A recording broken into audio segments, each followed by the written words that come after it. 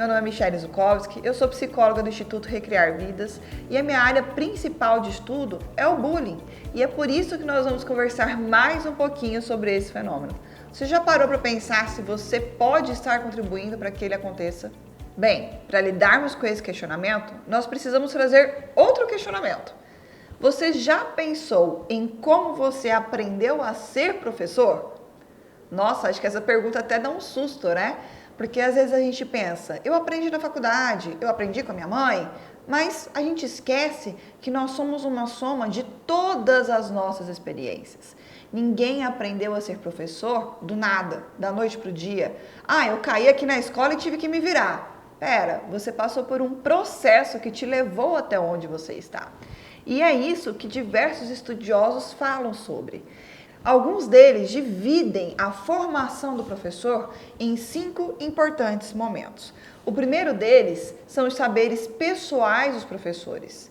Esses estão ligados à pedagogia familiar, ou seja, a família como a primeira fonte de saber e formações de crenças, moral, sonhos, ações e personalidade. A sua família, a forma como a sua mãe lidava com você, seu pai, sua avó, te ensinou muita coisa, inclusive conceitos aí que você vai usar no seu dia a dia da escola e até mesmo ações. Você já se pegou falando alguma coisa para os seus alunos e depois pensou, nossa, minha mãe falava assim comigo? Se não, começa a reparar, eu tenho certeza que você vai descobrir alguma coisa que você trouxe lá da sua casa e está levando para dentro da sala de aula. O segundo momento que é colocado é a fase pré-treino. Por que pré-treino? Porque essa fase faz referência às vivências que nós temos no período escolar. Essa fase, ela pode ser ali reproduzida inconscientemente nas nossas práticas docentes. Pensa aqui comigo, rapidinho.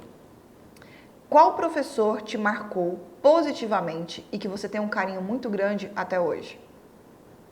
Pensou, né? Certeza que você pensou num nome.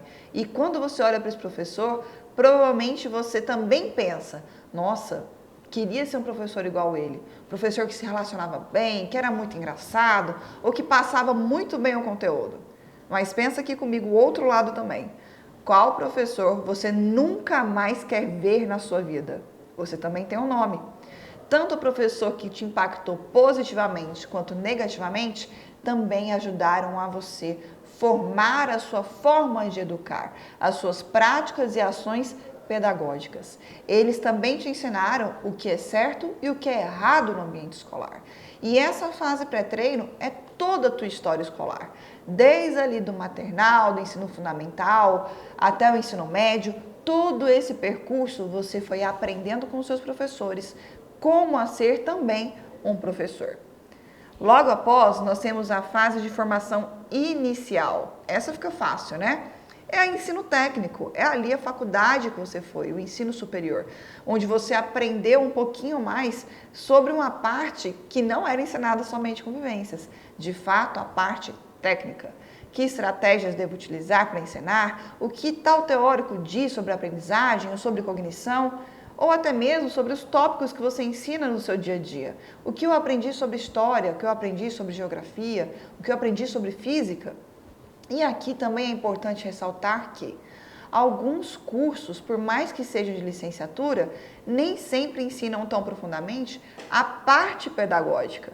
E aí, quando você chega no ambiente escolar, você toma um susto, porque agora você vai ter que se virar e vai ter que resgatar muito bem esses saberes aí da fase pré-treino, os saberes pessoais, para conseguir construir a forma que você vai trabalhar pedagogicamente com os seus alunos.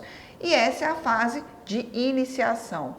São os anos iniciais na prática docente, sendo que esses contribuem para o aprendizado de estratégia e sobrevivência. Sim, sobrevivência. É até engraçado, mas muitas vezes quando a gente chega pela primeira vez em um ambiente escolar, a gente sente que está numa selva, uma coisa muito maluca que você não tem estrutura nenhuma para lidar com aquilo. E daí você toma aquele susto, aquele desespero e começa a ir lidando com o seu dia a dia, desenvolvendo essas estratégias e daqui a pouco você já está habituado a viver nessa selva que acaba sendo a nossa escola. Esses anos iniciais são importantíssimos para que você consiga se desprender aí, às vezes, de muitos estigmas que você tem e aprenda a adaptabilidade necessária no ambiente escolar. Uma sala nunca vai ser igual a outra, uma disciplina nunca vai ser igual a outra e um aluno também nunca vai ser igual ao outro. E é por isso que a gente vai desenvolver estratégias e sobrevivência. Por fim, nós chegamos à fase de formação permanente. É o aperfeiçoamento e desenvolvimento da prática docente a partir dos planejamentos pré-existentes nas instituições de ensino ou dos professores participantes dessa. Como que é o PPP aí da tua escola? Isso vai te ajudar a ter um desenvolvimento permanente. Quais ações a sua escola tem para incentivar a sua educação e sua atualização contínua no educar? Isso também é formação permanente. Como que os outros professores estão trabalhando aí no dia a dia da escola? Como que as suas trocas com eles? Tudo isso faz parte da sua formação permanente. Resumindo a história, você nunca para de aprender a ser professor. E isso é muito importante, porque no momento que você achar que sabe de tudo, que é só chegar lá fazendo o que você acha que é correto, sem considerar todos os fatores em volta, você já pode estar deixando de ser um professor de fato eficiente no que faz. Não tem como a gente achar que sabe de tudo. Os próprios alunos nos ensinam tanto no dia a dia. E olha aqui, as práticas educativas que nós aprendemos em todas essas fases também envolvem a forma que você se relaciona com os seus alunos. Tudo isso também te ensinou como você deve se relacionar com seus alunos, como você deve falar, como você deve se portar, como você deve corrigi-los, como você deve ensiná-los e incentivá-los a continuar estudando.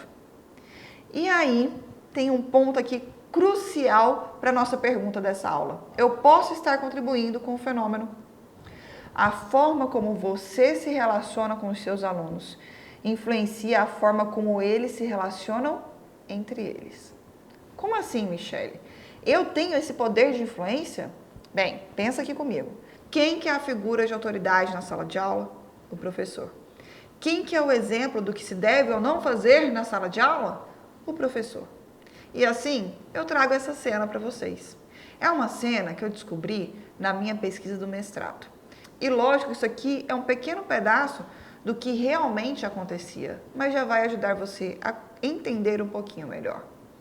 Aqui nós temos um diálogo entre a professora e o Felipe, onde outro aluno também participa.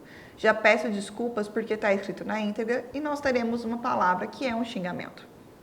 A professora falou para o Felipe, já tinha brigado com ele diversas vezes na aula.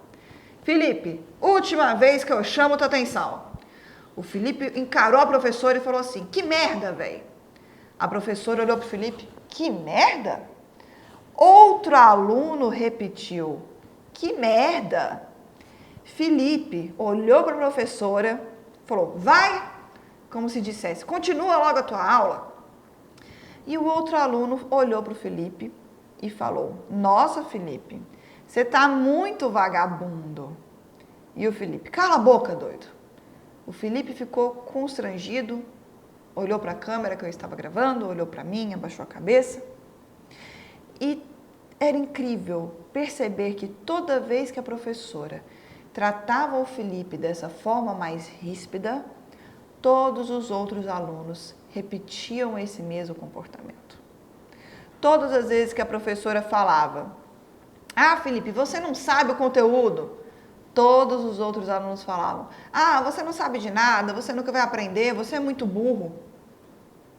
Será que agora fica claro como a forma que a gente se relaciona com os nossos alunos contribui para a forma que eles se relacionam entre eles? Quais práticas educativas que me foram ensinadas ou naturalizadas como corretas devem ser revistas?